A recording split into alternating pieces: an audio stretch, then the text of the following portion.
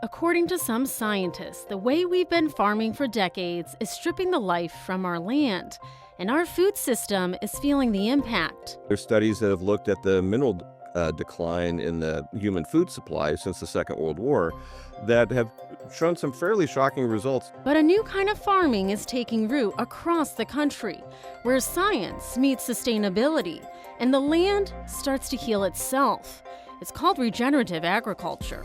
In regenerative agriculture, you really think about growing the soil, tending to the soil. But could healthier soil also mean healthier food? The biggest differences we saw were in mineral micronutrients and in phytochemicals and vitamins. And for some, this isn't just a new way to farm, it's a new way to live. I was a logistics engineer for 7 years, and corporate America just wasn't my thing, and traveling, and so I bought a farm. Welcome to the Wellness Files, a podcast where we explore practical tools, research, and real stories. I'm your host, Carrie Beal, and today we're at Clemson University talking with farm manager Coleman Scroggs. We're here at Coleman Scroggs. So you are the Clemson University farm manager here at the Clemson Restoration Agriculture Farm. So tell me a little bit about where we are. There's a lot of sunflowers around us. It's my understanding this is a regenerative farm, but you guys also call it a restoration farm. So let's just go over kind of what's the setting that we're in. If people are listening right now, describe it for me. Sure. So if anyone has ever come to a Clemson game and gone down Perimeter Road, they may, at least in the past 10 years or so, remember seeing sunflowers to the left of Perimeter coming into town. And that's where we are right now. So it's a very memorable place for a lot of Tiger fans. And this farm itself is called the Restoration Agriculture Farm. It's a agroforestry demonstration farm right next to Clemson's campus. We grow a variety of trees and shrubs interplanted together in rows, and in between those rows of trees and shrubs we have alleys where we're able to grow annual crops such as sunflowers like you see around us, but we also rotate crops where we have soybeans and corn in rotation as well, and we're able to grow a variety of high value crops like squash and peppers as well. Very neat. So can you explain what regenerative farming is, and do you think it has a different definition than restoration farming? Sure. So regenerative farming or regenerative agriculture doesn't really have a defined definition, much like organic agriculture does. So there's a USDA certified organic program where there's a strict definition of what organic agriculture is. But regenerative agriculture is just a general terminology used to represent good soil and environmental practices on the farm. So examples of regenerative agriculture would be minimal tillage or cover cropping, crop rotation, and we do all of that here. So you could say that we are regenerative, but we focus on agroforestry as the type of agriculture we're doing. Okay, kind of a blend of the two, essentially. That's right, sure. So I want to go over a few of the definitions, because I think a lot of things that are involved with regenerative farming, restoration agriculture, people probably don't quite understand. And I really want this podcast to be a place where people can understand the concepts, get to know what it is, how it might be different than maybe something that they've seen before, or it might be the same. I know some of these practices are on conventional farms too. So let's first go over, like, what is no-till? So I guess it's important to establish what tillage is, what till is. So tilling the ground is turning the soil, breaking it up, flipping the soil that's underground and making it above ground and exposing it to the sunlight. That's a method used to kill weeds or prepare the ground for planting. And no-till, you would not be tilling. So you would not be turning the soil. You would instead be planting into the soil unturned, unbroken. And that way you're preventing exposing the soil microbiology to the sun and breaking it down. There are also, in addition to no-till, there's minimum till or conservation tillage, which are, kind of in between that conventional full tillage and a no-till program. Because the whole idea with regenerative farming is making the soil as healthy as possible. It's my understanding a big part of no-till is to make sure those microorganisms continue to live and thrive and aren't disturbed by something going in there and digging them up, and then it kind of destroys maybe their habitat, which is actually something we need, right, for the soil to thrive. Can you explain that? Right. So the soil is alive. A lot of people don't think of it like that. They think of, the ground where crops grow is the same as, sand in a play box, but or sandbox at school. But in reality, it's a living organism that we, in regenerative agriculture, you really think about growing the soil, tending to the soil just as much as you think about tending to your crops that you're growing. So, another method would be cover cropping, and cover cropping is something that we use to help that soil biology and help the nutrients in the soil, continue to feed our cash crops that are, on either side of the cover crops. And yeah, can you go over the importance of cover crops? Because when I've been here, I've noticed a lot of what you do, you use them for weed control instead of having to spray pesticide or herbicides for that. You can use a crop actually to control it. Can you explain? Yeah, so cover crops in general are planted in between your cash crops. So if we are growing soybeans this year, then we will plant a cover crop this winter. It will grow all spring. And then when we go to plant corn the following year, we will have covered the ground throughout the winter. So there wouldn't be, sun beaming on the ground. It would be nice and covered. The soil microbiology will be happy. And also cover crops have the benefit of feeding the soil and feeding the plants to be grown next time. So there are nitrogen fixing cover crops, legumes, that create or fix nitrogen from the atmosphere and put it into the soil and make it available to the plants that we want to grow for a cash crop. So it has a lot of function. Sure. What would be an example of a cover crop? A great example, speaking to legumes, would be clover. So that's one that we use commonly. Crimson clover is a favorite of ours because it actually has nice crimson flowers as well in the spring. So it's kind of a dual purpose. It fixes nitrogen, maybe more than dual purpose. It fixes nitrogen, covers the soil, and then also provides pollinator habitat come springtime. And so what plant would that be a cover crop for?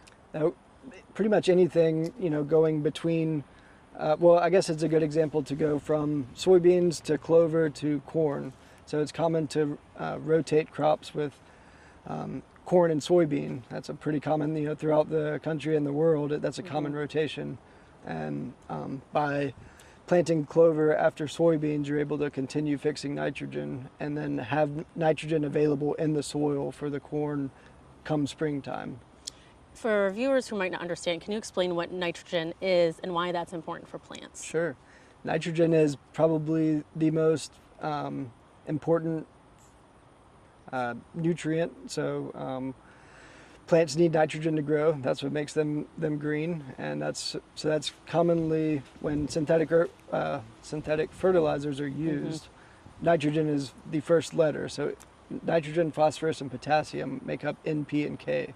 So if you see fertilizers at stores, you'll see 3 numbers in order, and those represent nitrogen, phosphorus, and potassium.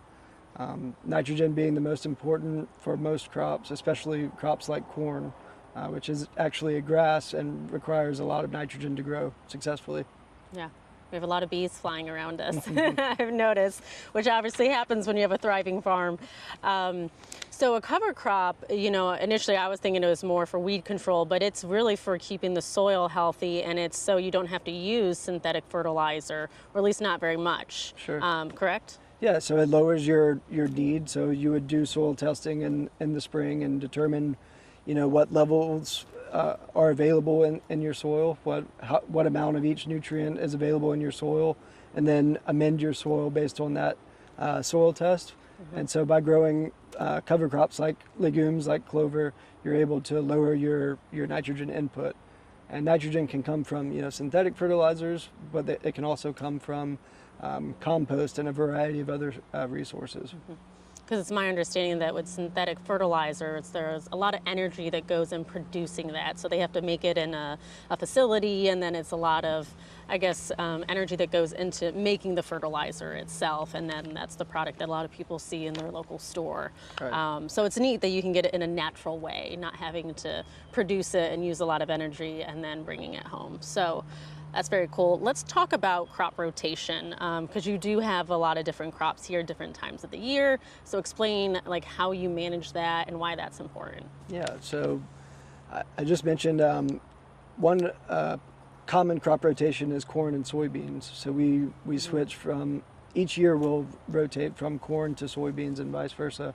And that the importance of that is so you're not having the same type of crop in the field all the time, because then you create a buildup of pest pressure, whether it's insect, fungal, bacterial. I didn't know that. If you grow the same thing repeatedly, then the pests that you don't want, whether they're things that you can see or things in the ground that you can't see, they will build up and eventually can cause issues.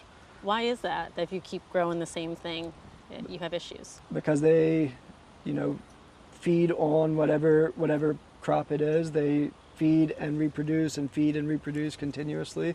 And as you go season to season growing the same thing, then you have a buildup of those pests. Where if you rotate, for instance, soybeans are beans, they're a legume, and corn is a grass. So different insects will, some overlap insect-wise and disease-wise, but in the big picture, there's the same pests do not affect the crops the same. So when you rotate, like you said, you're about to rotate the sunflowers that are here behind us. How do you do that? Because you don't till, so it's not like you just dig them all up and bring them out of here. Like, what's that process like? Sure. So we will mow all of these sunflowers down in a few weeks, and that doesn't disturb the soil? No, that will be all above ground. Okay. And then, we do use chemical treatments. We use herbicides. For a no-till farm, that's pretty common practice. No-till nor regenerative means no chemicals. So it is common in no-till agriculture to use a chemical burn down application. Yeah, so it's allowed, unlike organic farming. Now I know some regenerative farms don't do any pesticides, herbicides, anything like that. Like, at Kingbird Pastures, that's where Roddy said he doesn't. Sure. Do any of that, but I know as you guys are trying to study and figure out the most effective way to farm, there's different methods, right? Right. Yeah. Okay. So I think there are lots of tools on the tool belt, and we kind of determine each year what methods we'll use. So for instance, after a good cover crop stand, we may not have to use herbicide to plant into the crop. We haven't done this personally, but there are methods such as roller crimping, where you can grow a thick stand of a cover crop of some sort, and then crimp the soil or crimp the cover crop, and that makes a mat of living or previously living plant material that you can plant into, and then it creates a barrier from weeds. So can you explain a little bit about the idea of regenerative farming, and then using the plants to grab carbon out of the air? Sure. So plants, trees, grasses, annual crops like sunflowers, they all pull CO2 from the atmosphere, and they put it in their plant material, and then some of it goes down into the roots. So there's carbon sequestration going on everywhere you see a plant growing. So that's the more plants you can have growing, the more often you can have plants and roots in the ground, the more carbon you're sequestering, from the atmosphere. And it's my understanding that we can also use animals like livestock to help with the plants that are here. So I know you guys use birds, for example, right? That's kind of the idea of the integrated livestock. Now I wouldn't call birds livestock, but can you tell me about that concept? Sure. So, at the Restoration Agriculture Farm, we try to take a holistic approach as much as we can. So we have bluebird boxes that we've installed throughout the farm, and that provides us with some natural pest control. So that's one example, but another example would be integrating livestock, like you mentioned, under a tree, agroforestry system like what we have here. We don't currently integrate livestock, but there are a lot of farms that do that, and the livestock will graze under the trees and shrubs, and then they fertilize the soil with their, I'll let you figure I the rest understand out. what the fertilizer is for the animals. Okay, so that's the point of having the integrated livestock there. So it kind of can be used as a fertilizer, regenerating the plants and stuff like that. Let's go over why this matters. Like, why did you want to have this regenerative farm here? So we wanted to show the university and the surrounding area that their agriculture is not just a monoculture field of, for instance, in our case, sunflowers. So passersby in the past years have seen just a standard field of yellow sunflowers, and that's great. There's a lot of benefit to that, but it doesn't have to look just like that. You can add some diversity, and that's what we've done here. We've added fruit and nut producing trees and shrubs, and then in between those fruits and nuts we've grown annual crops like sunflowers and corn and soybeans. So we just want to show the public that there's not only one way of growing food. How long has the farm been here? The first trees were planted in January of 23. 23, okay, so it's fairly new. I actually understand this land has some history though. Tell me a little about the history of this land. Yeah, so I guess we could go back thousands of years. I'm not a history buff, but Yeah. I can tell you what I know. It used to be water right here, right? That's right. Near here, this was the banks of the Seneca River. Thousands of years ago, the eastern band of the Cherokee tribe farmed this land. It's very rich alluvial soil. They farmed this land for a long time, and then came the plantation era, and this land was farmed by plantations for a long time. The last plantation was John C. Calhoun, who owned this area, and he, with no heirs, deeded it to Clemson University. It since then has been in agricultural research with Clemson University. And around the 1950s or 60s, again, I'm not a history buff, so I don't know the dates exactly, Yeah, but fine. the dikes were built to create Lake Hartwell. Yeah. The dikes at one point were going to be closer to campus, but Clemson University pushed back and said, this is really important agricultural land, and we want to save some of this and continue to farm it like it has been for thousands of years. And so the Corps of Engineers pushed back the dike, and now we're 60 feet below Lake Hartwell. And since Lake Hartwell was made, this area has been farmed in agricultural research by Clemson University. Yep, and now it's a regenerative farm, restoration agriculture. Very cool stuff. I want to talk about the practicality of doing this on any scale. So Kingbird Pastures is a farm in Easley, and that's run by Roddy and our lifestyle reporter Ava Bratz. She got the chance to talk with him at his farm. So I want to hear a little bit of what he had to say. I also want to mention that he is a partner in the restaurant Fork and Plow, and so he's going to mention that in this interview, but that is a restaurant in Greenville, in case people don't know. So let's take a listen to some of that. Well, yeah, I was a logistics engineer for 7 years, and corporate America just wasn't my thing, and traveling, and so I bought a farm, and it was something as simple as that. And so, yeah, here we are today, almost 16 years later. Yeah. And spanning about 175 acres. That's right. Where are we standing in the middle of what's growing right around right us? here. Actually, I have some ancient heirloom garlic from Uzbekistan that I got from a dear friend of mine that's a garlic farmer up in New York. And yeah, this is our 3rd year growing this right now. Yeah, really excited about it. Yeah, so it has a 400-year history to it, so which is really great, and it's the 2nd time these genetics been growing outside the United States. Well, So really, congratulations to you then, because that's no pressure, right? Keeping a 400-year-old garlic alive. hey, listen, that's what we do. Let the Lord do his work. And Yes. tell me a little bit more about regenerative agriculture. Some might think it's a hot word right now, but it's a practice that you've been doing for a long time. Yeah, regenerative is basically getting back to what we should be doing Yeah. from an environmental perspective, and just and focusing on what's around us a little more now, and it seems to be degrading over time, and so we're just trying to get it back. Yeah, so going back to the practices, what are some of the big ones that you do here that you're proud of? Well, we believe strongly in agroforestry, so which is tree farming as well, and we're growing all organically. We're not spraying any pesticides, herbicides whatsoever on the farm. We're actively drill seeding versus we're a no-till operation. Our cattle are 100% grass-fed, 100% grass finished. We don't use anything on our livestock as well. Wow. So our animals are healthy. We try to grow the healthiest of produce, and we sell that directly into my restaurant, Fork and Plow. And so that's the truest farm to table was a buzz as well. But I've always felt that food came from the farm and went to the table. And so we're just trying to minimize that footprint. All right, so that was really cool going to the farm. Ava has a ton of energy. She's a great reporter. And so what do you think? You said you've been to that farm before. What do you think about it? Yeah, it's really interesting what he's doing and how he's growing everything holistically and not using chemicals. It's awesome. So, yeah, we saw his garlic growing, and it's incredible that he's able to sell broccoli. Excuse me. Garlic.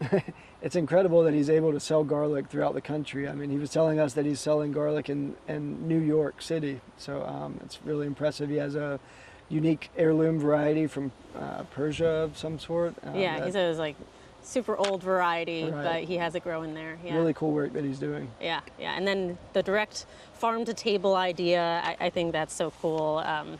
Now, one thing he discussed was he wanted to grow the healthiest produce, and this was a big question I had. So I reached out to David Montgomery. He's a researcher at the University of Washington, and he actually did a study on regenerative farming and nutrition. So let's take a listen to some of his interview. So you're a geomorphologist at the College of Environment, University of Washington. Before we get into everything about regenerative farming, can you explain what a geomorphologist is? Yeah, sure. It's not an everyday word, is it? It's the kind of geologist that studies the evolution of the surface of the earth. So 100 years ago, I might have been called a physical geographer or a topographer, but in studying how erosion shapes landscapes, I ended up getting very interested in soils, farming, and agriculture. But by training, I'm a geologist. Okay, good to clarify that. So let's talk about this study that was done a few years ago on regenerative farming. I'm more interested in the nutrition side of it, but tell me about this study, how many farms it included, things like that. Yeah, so I think the study you're referring to is one that I did with a team of four other people who we were looking at investigating the effects of regenerative farming on what ends up in our food in terms of its nutritional qualities. And we couldn't actually find much research actually out there in the peer-reviewed literature, so we did our own little study where we took 10 regenerative farms across the country from California to Connecticut and paired them with a conventional farm and had them grow the same crops in the same year, basically right next to each other. And then we compared the soil health on both those farms as reflective of those farming practices. And then we tested the nutrient density of selected crops off of those farms. And it's a preliminary study. It's a small sample size, 10 paired farms. But it was one where we wanted to look at the question of, do regenerative farming practices impact soil health in a positive way? And does that translate over to what's actually in the food that one harvests off of those regenerative fields compared to more conventional ways of growing the same crops? So it was 8 regenerative farms and 8 conventional farms, correct? I think it was 10 and 10, but one of them dropped off due to a failure of some sort. So yeah, that's in the right magnitude. So it's a small number of farms. It was essentially a pilot study, but it had some very interesting results on the regenerative farms, which we defined as farms that had been farmed using a combination of minimal disturbance in terms of tillage, so either no-till or minimal tillage. Um, uh, they planted cover crops and they grew a diversity of crops, and they've been doing that for between 5 and 10 years. That's how we sort of characterize the regenerative farms. And why those three practices all together? That's a recipe for cultivating soil life. And I've written extensively about that in a number of books. But it's a way to characterize regenerative farming that translates into what we found in this study was twice the soil organic matter. That's twice the carbon in the soils, and that's sort of the fuel for carbon-based life forms. Think of it as food for microbes in the soil, and the microbes are the ones that are doing all the work down there in the soil. So they're the ones that we're trying to feed in that regard. Um, and the minimum disturbance is trying to not disturb them, and growing a diversity of crops gives them a community of microbes to interact with, which ends up benefiting their crops. So we found about twice the soil organic matter on the regenerative farms, on average across the country. The individual pairings were their own individual thing, but on average was twice the organic matter and 3 times the soil health score. And what a soil health score is in this case, we're using something called the Haney soil health test.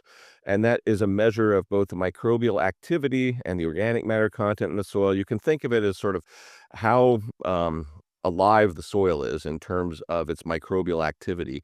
And the levels on the regenerative farms are 3 times higher than on the paired analogous conventional farms. So we were pretty solid in terms of these regenerative practices improving soil health across the board. And then the question was, well, what about the crops? What was actually in the food? And what we found was that the biggest differences we saw were in mineral micronutrients and in phytochemicals and vitamins.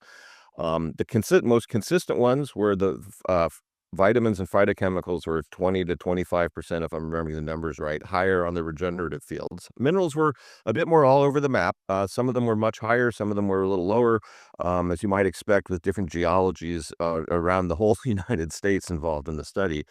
But what the take home that I took from the study was that the benefits to soil health that accrued from adopting these regenerative farming practices translated over into higher levels of phytochemicals in particular, and certain vitamins as well. And why is that important? What are phytochemicals? Well, that word, it's a mouthful, kind of like geomorphologist. But phyto is plant and chemicals are chemical. So they're plant-made compounds. And these are things like the lycopene in tomatoes that has anti-cancer properties. Phytochemicals are things plants make for their own health and defense. But when they get into us, they work as antioxidants and anti-inflammatories in our bodies. They're not things we need for calories. They're not sort of nutrients in that regard. But there's a subset of nutritionists who consider them phytonutrients in the sense that they actually promote good health, and they help our bodies run smoothly in terms of reducing inflammation and reducing oxidation and the effects of oxidation. So We want them. yeah, so there's some evidence that this food was healthier. Whether it was more nutritious, we could argue about what a nutrient is and how to define nutrition. But from my own perspective, things that are healthier are better. How do you measure the nutrient density in a crop? Yeah, it's a good question. You could define nutrient density as the ratio of the amount of any certain nutrient to the amount of calories that you get. So how much of something do you have to eat to get the benefit from those phytonutrients or those phytochemicals, or the minerals? You can define mineral nutrient density the same way. What's essentially the ratio of the mineral content to the caloric content. And you can think of empty calories that your mother might have told you about in terms of junk food as a kid. Those would be ones that have low nutrient density, and ones that were rich in, say, iron or selenium or copper, or minerals that we need. We don't need that much of, but that we need enough of. Would be more nutrient dense. And how would you measure that? Well, what we did is we sent our samples off to the Linus Pauling Institute at Oregon State University, where they have fancy labs that will test that kind of both the mineral content of a food sample and the phytochemical content. The minerals are fairly easy to do with a mass spectrometer. The phytochemicals, there's some fairly specialized chemistry that goes into trying to figure out what they are, what's there. There's about 8,000 to 10,000 different kinds of phytochemicals that have been identified in plants, and a great number of them have been shown to have beneficial health effects for people. And then, the big question that is starting to be asked is, how much do farming practices actually influence how much of the minerals or the phytochemicals get into foods? And we've been able to show that there is a connection, but it also varies with crop cultivar, which crop variety you're growing. They'll take up minerals at different rates from the soil. Some plants will produce phytochemicals in response to stress. Others will produce phytochemicals in response to partnerships with microbes in the soil, symbiotic relationships, kind of like, between pollinators and flowers, for example. Similar kind of processes are happening in the soil, out of sight, out of mind, in the hidden half of nature beneath our feet. But it's a complex world of soil ecology that we're starting to realize we could actually put to work on farms using these regenerative practices to actually repair and rebuild healthy, fertile soils in ways that we think are actually going to have positive benefits for the nutritional quality of the foods that we eat, consume. Interesting. So this is preliminary. I know is a small number of farms. Why do you think more studies haven't been done on this?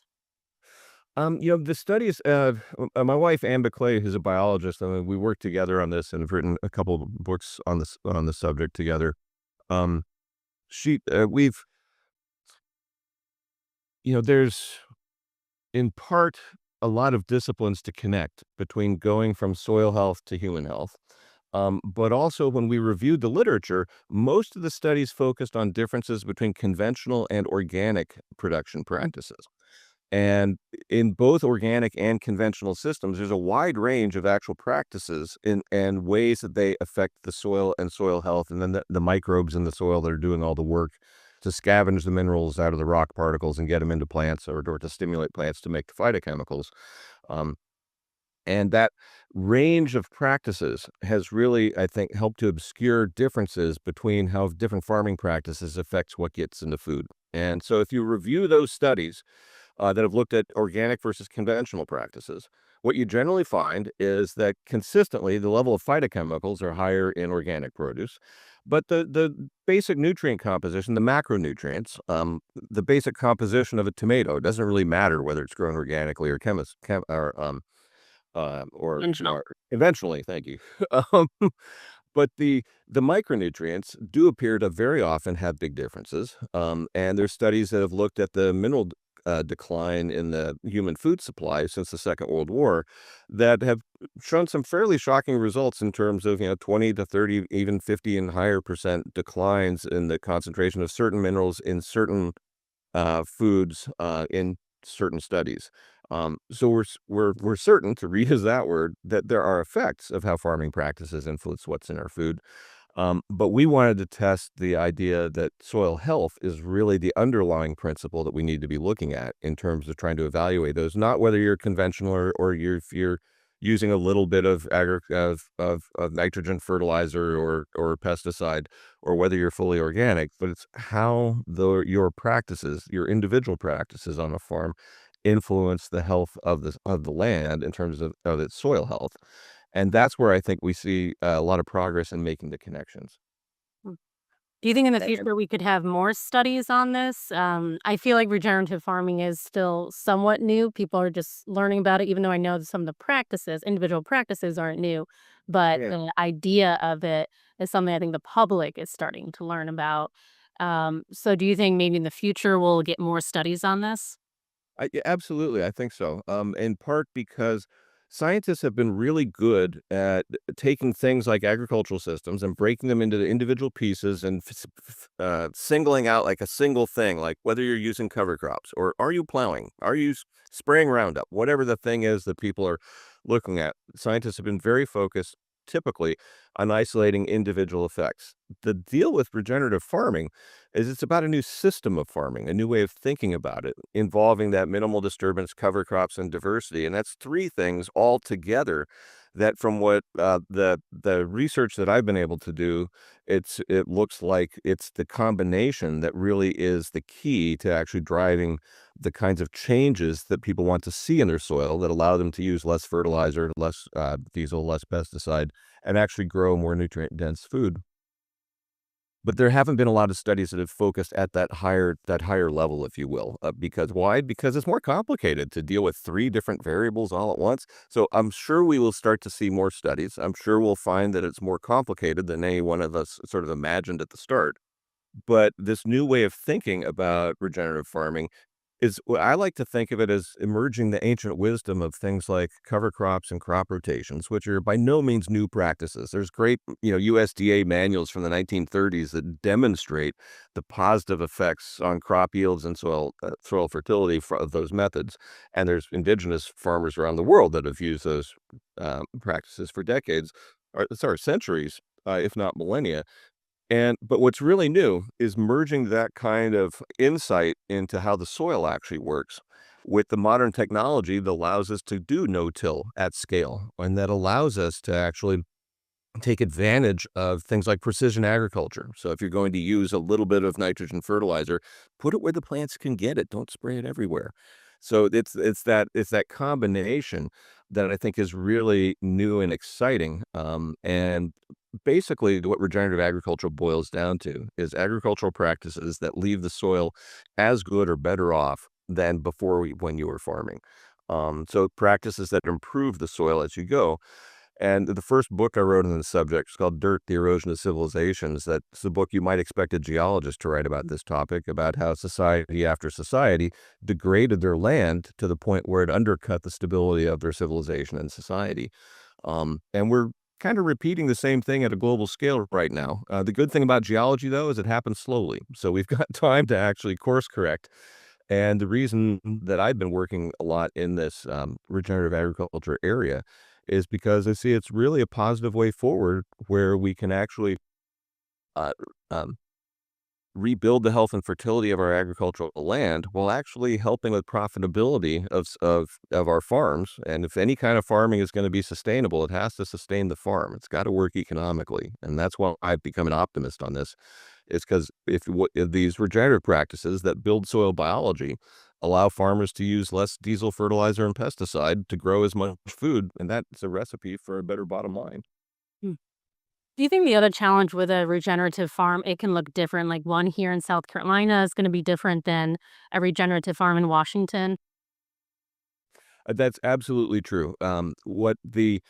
What I've noted in visiting regenerative farms around the world is that the general principles on which they work are fairly universal. That minimal disturbance, the keeping the ground covered, and growing a diversity of crops. But there's a lot of different ways to do that. Some regenerative farmers will reintegrate animal husbandry into their operations. Others don't want to have a cow on their farm for anything. Yeah. Um, and there's a lot of ingenuity and flexibility that we need to tap going forward in regenerative farming to actually figure out what the best ways to adapt those principles through specific practices to farms in different regions. And that's going to reflect the climate of the region. Are you in the tropics or are you in the Midwest? Or what kind of equipment and technology does the farmer have access to? What kind of crops can they actually sell? There's a lot of variables that could go into determining the particular practices on a regenerative farm, but it's the overlying philosophy and principles of trying to build soil health through cultivating the life in the soil that really guides the vision behind the movement. Where do you see the future of regenerative farming? Do you think it's something that everyone can do? Like, do you think you can take it large scale or, what's the future of it? Yeah, I mean, I like to think of the future of regenerative farming is that, someday, maybe after I'm gone, it will be the new style of conventional farming in the sense that it's what people do as a default, what they're taught to do, and what they prefer to do. That could take a fair while. People don't like to change their practices overnight. But I'd become an optimist that the trends in terms of the rising cost of agricultural inputs, the depressed price of agricultural commodities, the stresses that farmers are under economically, these regenerative practices, I think, can all help with that. And in terms of scale, I've been on farms that are 20,000 plus acres in the Midwest that I would call regenerative. They're large, mechanized, industrialized farms. This isn't about, peasant farming from the Middle Ages against modern farming. It's about a different philosophy to approach whatever technological level one has on a farm. So I've been in 20,000 acre farms in the Midwest that have done a beautiful job of restoring the soil while growing commodity grain for the commodity crop markets. They just do it really differently than their conventional neighbors. And I've been on small subsistence farms in Central America and Africa using very different practices, but that are guided by the same principles and have comparable results. and small vegetable farms in California and Connecticut that all likewise radically rebuilt their soil and their soil fertility in ways that allowed the farmers to completely wean themselves off of agrochemical inputs that saved them a bundle in the end. And a lot of these farmers are people who do not want to be labeled as organic farmers. That's not their tribe. And what I think the future of regenerative agriculture is as a big tent version of farming that actually builds soil health. And that's sort of the bottom line. There's lots of paths to get there. So I thought his research was very interesting because it's something that we haven't covered very much, but it's preliminary, as he said. And so we do need more research to understand the nutritional value and the phytonutrients that could be produced in better levels. But I thought it was all very interesting.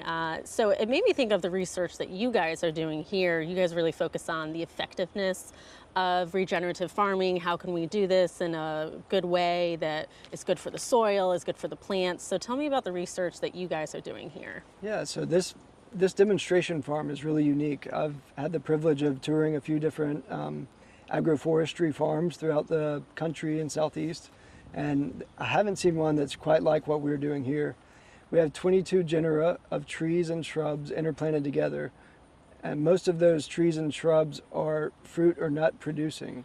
And most of them also are native, so they want to grow here, which is really refreshing to not need to provide a lot of input. They naturally want to grow, and then they happen to produce fruits and nuts. And then between those rows of trees and shrubs, we have the ability to grow annual crops that may be more traditional, more common throughout the Southeast, but we're doing it in a way that not many people do, planted between trees and shrubs. And that's one thing you didn't talk about as much either, how you actually meticulously plant things in certain places so that they go well. Like I remember you were saying the blueberry bush you plant next to, was it a pine tree? That's right. Can you explain why, you guys are so particular about what plant is next to another plant? That's right. So we have 9 rows of trees and shrubs interplanted together, and each one of those rows represents a plant community. One of the most common plant communities that a lot of people are familiar with are pines and blueberries. So pines create acidic soil and blueberries prefer acidic soil, so therefore they're planted together. As the pines mature, the blueberries will produce fruit. The pines that we have down here are Italian stone pines, Pinus pinea, and so they will actually produce nuts. So they're in pesto, for instance. That's the nut that the pine nut you would create pesto with. And cool. So until those pines start producing those nuts, we have a crop of blueberries underneath them that provides us with a crop. From what it's feeding them. That's right. And that's one example, but throughout the rows of trees and shrubs, we have several other plant communities. Are you guys also studying the health of the soil? We are. We take soil samples twice a year, every year. One of the samples that we take is with biome makers. They're not your typical soil test company. They look at the biology of the soil. They tell you your fungal and bacterial load, how much of the fungi and bacteria are beneficial fungi and bacteria. And we're really interested in how the practices that we're doing are enhancing the soil health. What have you found so far? We found an increase in soil health. So yeah. Our mulching and conservation practices are really, really helping the soil health. Cool. Very neat. Well, that's good to know. If somebody wanted to start a regenerative farm, maybe on a small scale, maybe it's, they have a lot of land in their backyard, or maybe they are a small-time farmer, or maybe they're a big-time farmer. What tips would you have for that person? I guess I would say, so I'm a tree and shrub guy, perennial heavy. And a lot of people want to buy an apple tree or a peach tree from Lowe's and go and plant it, but I would say think twice about that. Those trees need a lot of input, a lot of time and effort. I would say look at blueberries or mulberries or persimmons. Those trees and shrubs tend to grow better with less input. So there's something that you can grow and will come back every year and provide you with fruit and requires less input. Is it a perennial? They're perennial, yeah. So trees and shrubs are perennial, meaning that you don't have to go and replant them every year like you would annuals. Okay. So kind of start with something small. Sure. Like if I just wanted to have a garden in my backyard, All right, so I have tomatoes and basil and mint. So what should I plant to make my tomato thrive? That's tough. I don't have the cure all, you know. Okay. I think there are things that you can do to, continuously improve your soil health, keeping roots in the ground, like I mentioned. You can plant winter peas after your tomatoes, and they would fix nitrogen. So that I could do this winter? Sure. You Okay. can plant snow peas, Snow winter peas. peas, Okay. in after your tomatoes, and then that would fix nitrogen in the soil. Tomatoes and the rest of the Solanaceae. Because you were saying, like, I don't want to just keep replanting tomatoes. Like, I want another crop. That's kind of what you're saying, right? So Right. control the pests Sure. and stuff. So you can do crop rotation on a small scale as well. Yeah, I have a So- tiny little garden. Well, if you had a tomato in this, 1 square foot, you can Yeah. plant green beans there next year, and then plant Okay. the tomato on the other side. All right, I'll Of look the for raised snow bed. peas. You Snow said peas snow this winter would be a great addition, Okay. as well as carrots. That would be another thing that you could grow over the winter. Oh, I didn't know those are a winter product. Yeah, you plant about this time of year, and then they grow throughout the winter, and you would harvest them in the spring. Okay, great. Any other tips for people if they're, just looking to start small? I would say reach out to your extension office. The Clemson Extension does a great job. They can test your soil, right? That's right. They can test your soil, tell you, what you need as in terms of feeding your plants, and they can advise you on different varieties that grow well, what to grow, what not to grow. How big of a sample do you need? They have bags that are about this tall, and you put about that much in it. I would say it's about a cup of soil, maybe Okay. a little more. Now, I also want to ask you about compost. So, like, I have my own composter in my backyard. How long does that need to sit there before I use it on the plants? Because I know if you use it too early, it does the opposite. So, Sure. talk about that. It depends on the breakdown, the components of your compost. If you're constantly putting food scraps in, it may break down a little faster. Like If- small amounts. Yeah. Sure, but if you add, your grass clippings, then it's gonna have much more carbon, and the carbon to nitrogen ratio will be off. Again, I'll plug Clemson Extension. That would be a great answer for them. Okay. Every county has an extension office, and they're a great resource to the community. All right. Well, anything else you want to add about the importance of regenerative farming and why you guys want to start it here? I can't think of anything. Okay. Any take-home messages? Let's see. I think it's important to support local. So we're kind of unique here. We aren't providing a lot of produce yet, but as the trees and shrubs mature, but there are a lot of farms like Kingbird Pastures that are doing things the right way, and I think that's a great way to support, good agricultural practices. Yeah, so look local if you can and talk to the farmer. I'm sure that's That's where you right. can really learn if you are concerned about any pesticides, herbicides, because as you said, regenerative farms are technically allowed to use them and it's supposed to be minimal and you're supposed to use other methods. But yeah, I always feel like talking with the farmer is the best way to figure out what methods they use. Absolutely. If you have the capability, I would highly suggest knowing directly where your food comes from if you have the ability. And we have a lot of farmers in South Carolina that do things the right way. All right. Well, thank you so much for joining me, Coleman, and showing me the sunflowers. A beautiful day before you guys rotate the crop and you bring in the winter ones. So it's Absolutely. been great being here. I enjoyed it. All right.